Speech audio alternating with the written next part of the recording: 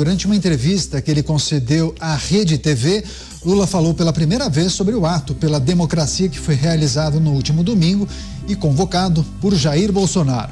Segundo o presidente, o evento foi grande, mas não é possível negar o fato, dizendo para aqueles que não quiseram acreditar que bastaria olhar para as imagens. Lula, no entanto, classificou o movimento como de extrema-direita e afirmou que milhares de pessoas continuam negando a democracia. Por fim, o chefe do executivo sugeriu isolar a alegada extrema-direita e fortalecer as instituições. Vamos girar com os nossos comentaristas. Vamos a Brasília. José Maria Trindade com a gente. Zé, seja bem-vindo. Uma ótima noite a você. O presidente Lula reconhecendo a força do evento no último domingo, dizendo que foi grande e que é preciso entender justamente todas essas relações. Agora, chamou a atenção, inclusive, que ele classificou como sendo um evento de extrema-direita. O que é preciso considerar nessa avaliação dele para o jornalista da emissora de TV? O Kennedy Alencar fez uma entrevista longa com o presidente Lula, né? É o seguinte, é uma obviedade que ele apenas admitiu e nós estamos falando isso aqui desde o início da semana, né? Muito boa noite, Daniel. Prazer falar com você. Boa noite, Alan. Boa noite, Beraldo. Boa noite a você, que sempre está aqui nos acompanhando nos pingos dos is. E isto é muito bom, muito importante.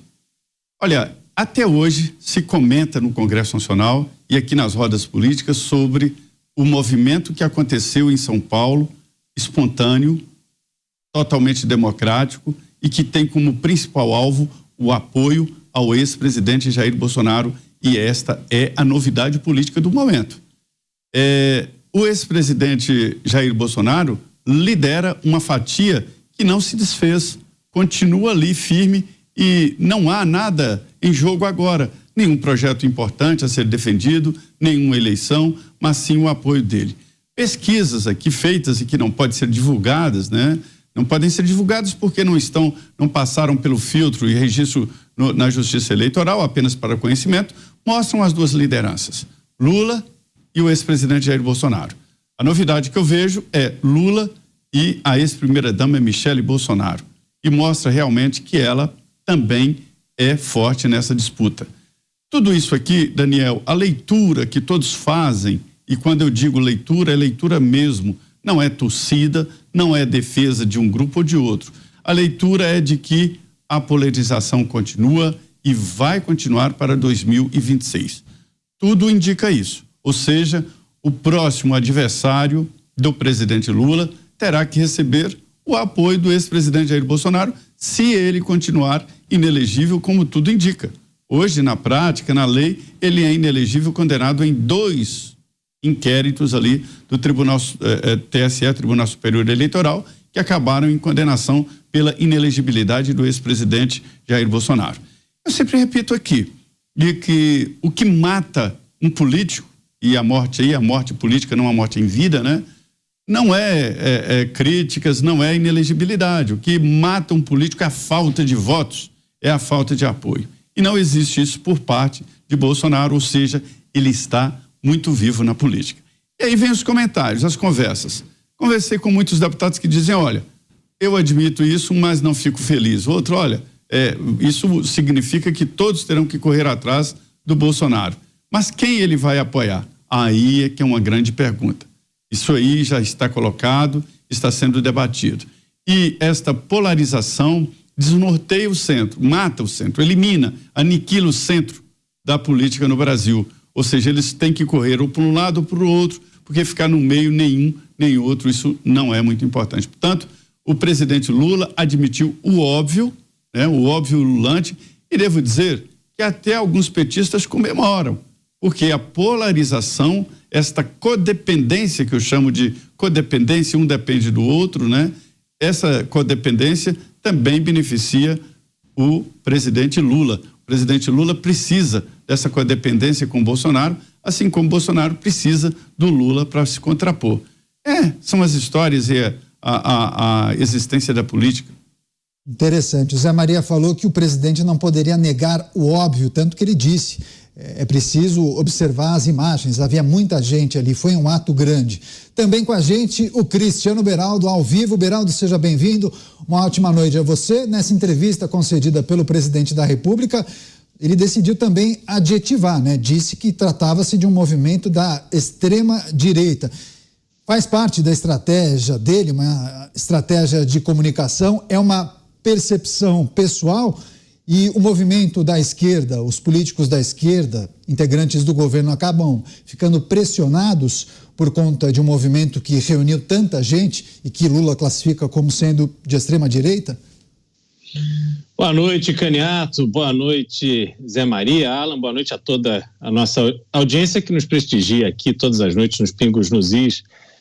Alan, desculpa, Caniato, isso que o presidente falou é uma estratégia de comunicação. A gente falou um pouco sobre isso ontem e fica muito claro, cada vez mais claro, que existe a intenção de consolidar essa imagem de que qualquer pessoa que apoie o ex-presidente Bolsonaro, qualquer pessoa que tenha um pensamento que se oponha ao pensamento da esquerda, do atual governo e dos seus apoiadores, fica classificado como a extrema-direita. E, obviamente, a gente sabe, por tudo que aconteceu nesses últimos meses, ou talvez nesses anos mais recentes, qualquer pessoa que seja vista hoje pelo governo, pela esquerda, pela imprensa amiga do governo, leva o carimbo de fascista, de genocida, disso e daquilo. Na cabeça do governo, para ele justificar as suas posições, é essencial empurrar o ex-presidente Jair Bolsonaro e seus apoiadores para esse campo extremo, não é? Mas qualquer coisa que aconteça hoje, ela leva esse carimbo, leva essa chancela de extrema-direita e tal, porque isso é importante na estratégia de fortalecer a posição do governo, de colocar o governo como bonzinho, aquele que está lutando contra o mal. O mal são aqueles que estão ali, querem tomar o poder na mão grande, que querem fazer ali as suas artimanhas com os militares. Esse é o mal, né? É quem faz chacina de Yanomami, quem incendeia a floresta. Esse é o mal. Quem privatiza as refinarias da Petrobras são os malvados, são os cruéis, são aqueles que não gostam do Brasil. E essas pessoas, elas precisam ser extirpadas para o bem. E quem é o bem nesse caso? O bem são eles, é a esquerda, que quer se manter no poder. Quando houve a primeira eleição do presidente lá em 2002, houve essa afirmação de que o PT teria entrado no governo e que no governo tinha um projeto para ficar por 20 anos. Já passaram 22 anos e eles estão aqui para cumprir o tempo que eles não tiveram à frente da nação, porque Dilma Rousseff sofreu o impeachment, depois Jair Bolsonaro foi eleito. Para eles é uma correção de rota.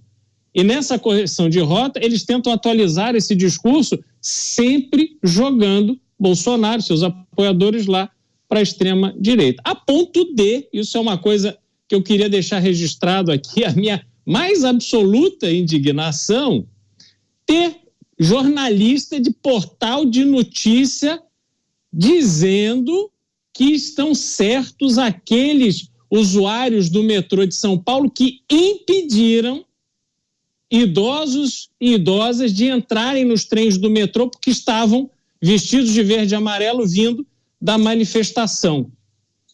Olha só que loucura. Imagina se fosse o contrário. Se pessoas de verde e amarelo se referissem a qualquer outro que tentasse entrar no trem, dizendo, não, você é de esquerda, você não pode andar nesse trem. Seria um escândalo tão grande, não só de imprensa, mas, sobretudo, nós teríamos no dia seguinte o Ministério Público no pescoço de todo mundo. A gente sabe, porque já vimos, que numa circunstância dessa, quando quem está do outro lado são pessoas de direita, no dia seguinte tem busca e apreensão, pega o celular, quebra sigilo bancário, a vida é revirada, exposta na imprensa. Quer dizer, é uma loucura o que a gente está vivendo. Então, essa loucura não é por acaso, essa loucura tem método e as manifestações do presidente Caniato fazem parte desse sistema de comunicação da esquerda. Pois é, eu vi, inclusive, trata-se de um artigo que foi publicado por uma jornalista de um portal de notícias ligado a um grande jornal aqui de São Paulo. Bem lembrado, viu, Cristiano Beraldo? Vamos chamar agora o Alan Gani, também com a gente aqui no estúdio em São Paulo. Alan, cadê o Alan? Tá naquela geral? Aqui o Alan. Do outro lado da nossa mesa redonda aqui, ao fundo no telão, Zé Maria Trindade e o Beraldo, Gani fazendo a dobradinha. 3 em 1, depois programa Os Pingos nos Is. Estamos tratando das repercussões dessa entrevista concedida pelo presidente Lula a um canal de televisão, reconhecendo e classificando o evento de domingo como muito grande, mas adjetivando, né? Tratando como um movimento de extrema-direita. Foi um evento de extrema-direita? Bom, boa noite, Caniato, boa noite aos meus amigos, Zé Maria, Beraldo e, claro, a toda a audiência. Olha só, eu quero entender qual é essa extrema-direita que pede liberdade de expressão. É a primeira direita no mundo, né? Extrema-direita que está pedindo liberdade de expressão, que pede segurança jurídica, que pede independência dos 3 poderes, que pede isonomia da justiça. Então, que extrema-direita é essa? Agora, é claro que essa tática de você rotular, né, extrema-direita, fascista, é uma tática que eu diria que já virou clichê, ela já virou desgastada. No passado, até tinha um efeito esse tipo de rótulo. Agora, como banalizou, como todos esses termos muito sérios, eles foram banalizados de tanto utilizarem dessa tática, desse uso, né? Olha, o fascista, não sei o quê. Hoje, quando alguém fala assim, você é um fascista, você fala, ih, coitado. Sabe o que passa? Aquele que está lhe chamando de fascista passa que é uma pessoa completamente desinformada, como geralmente é, nem sabe o que é fascismo de verdade. Por quê? Porque esses termos eles foram desgastados. Não adianta mais esse tipo, né, de rótulo, de extrema direita, de fascista. Não dá, tem que mudar a tática. Perdeu o seu valor, né? Hoje você fala assim, o fulano é um fascista, está chamando ele de chato, no máximo, porque se desgastou.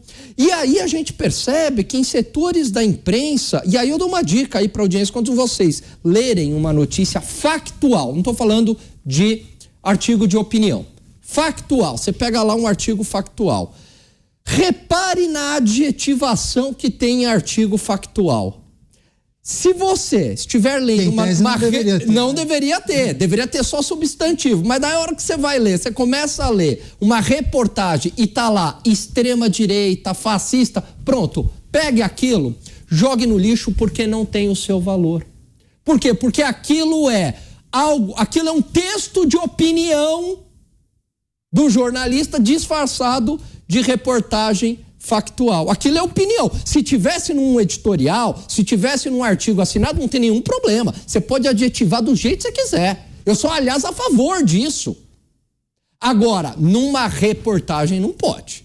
Numa reportagem tem que prevalecer o substantivo. De qualquer modo, o presidente Lula reconhece a força, não tem como, a realidade se impôs, as imagens falam por si só. Pois é, vou retomar com o José Maria Trindade. Zé, a força do evento de domingo, o grande número de apoiadores que lá estiveram, você não acha que, de certa maneira, esse cenário tende a pressionar o governo, o próprio Partido dos Trabalhadores, integrantes da esquerda, para que façam uma autoanálise, uma autorreflexão para promover mudanças? Que tipo de mudança? Eu ouvi bem várias análises aqui sobre essa situação. Se achava... A novidade aí, Daniel, é a presença e a força do ex-presidente Jair Bolsonaro, e isso não é só essa manifestação em São Paulo, que é muito forte, mas também pesquisas que são feitas aí diariamente. E de acordo com essas pesquisas e acompanhando essas pesquisas, é que os políticos foram atrás do ex-presidente e subiram no palanque. Nenhum político é bobo e ninguém faz nada aleatoriamente. Se faz, evidentemente, com base no que está acontecendo. E a grande novidade que eu posso revelar aqui é que nos bastidores todos estão pendurados na inteligência artificial. A inteligência artificial não é só para fazer imagens falsas, não é para fazer alguém falar, mas também para analisar. Uma capacidade de fazer uma análise muito rapidamente com muitos dados. E a inteligência artificial está mostrando que ele tem uma força de transferência de votos muito grande e inegável, daí a presença dos políticos no palanque dele, e esta é a grande novidade, porque esse grupo, né, que está na defesa de certos valores diferentes do governo, isso aí todos já sabiam exatamente. Agora, o que vai acontecer depois e quais são as consequências, e existirão consequências, é que está analisando. Haverá consequências no julgamento desse inquérito, ainda que nem é processo, na Polícia Federal sobre a tentativa de golpe? É claro que haverá. Ninguém é completamente inerte ao que está acontecendo na sociedade e ninguém é inerte, nem mesmo juízes, à sociedade. Afinal, eles estão julgando para a sociedade. Então, haverá a interferência. A dificuldade é saber até onde vai esta interferência. Produz resultados e já faz o próprio PT a ensaiar uma possibilidade de reação.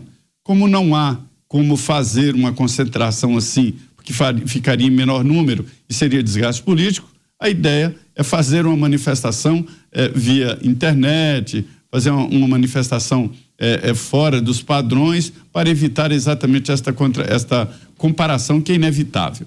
Então, esta é a realidade que os políticos já estão cientes do que está acontecendo.